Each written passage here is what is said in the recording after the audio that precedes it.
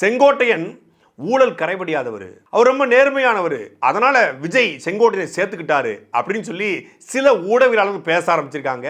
செங்கோட்டையனுக்கு இன்னொரு முகம் இருக்கு, எனக்கு என் பேரு மாணிக்கம், எனக்கு இன்னொரு பேர் இருக்கு அப்படிங்கிற மாதிரி செங்கோட்டையனுடைய ரியல் ஃபேஸ் சைலண்ட் கில்லர், குழந்தை முகத்தில் ஒரு கொடூரன் அப்படின்னு சொல்லுவாங்கல்ல, அந்த வார்த்தைக்கு சற்றும் குறைவில்லாத பொருத்தமானவர் செங்கோட்டையன்.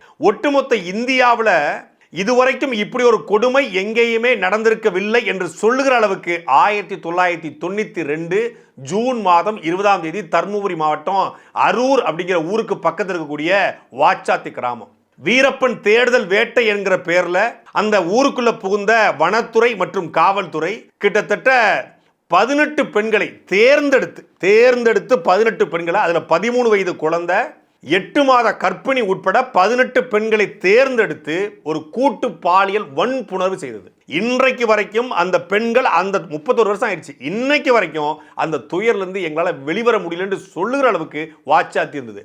இன்னைக்கு இருக்க 2K கிட்ஸுக்கு, ஜென்சிக்கு, இந்த டாவேக்கா விசிலடிச்சான் குஞ்சுகளுக்கு புரியும்படி சொன்னா, விடுதலை படத்துல வாத்தியாரை பிடிக்கிறதுக்காக அந்த பெண்கள்லாம் கூட்டு வந்து உட்கார வச்சு அந்த போலீஸுடைய ட்ரைனிங் அகாடமிக்குள்ள வச்சு கொடுமைப்படுத்துவாங்க. அதுதான் வாச்சாத்தி நடந்தது.